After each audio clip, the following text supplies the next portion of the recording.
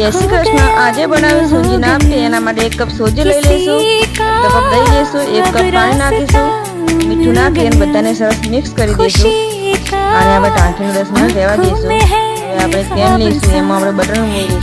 Butter ગરમ થાય તો આમાં આપણે લસણ નાખીશું, ડુંગળી, કેપ્સિકમ, ગાજર, લીલા મરચાં અને ઉપર મીઠું નાખી અને સરસ આ બધાને આપણે ચડવા દઈશું।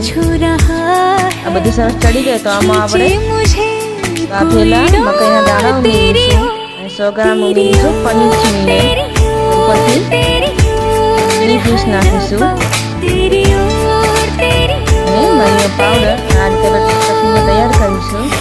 આપણે મીટરમાં ઉમેરીશું આપણે ખાવાના સોડા। હવે આપણે આપેલું પેન લઈશું, એમાં આપણે તેલ નાખીશું, પછી બેટર નાખીશું, બધું ટફિંગ નાખી અને ફરીથી આપણે બેટર નાખીશું, ઢાંકીને થવા દઈશું।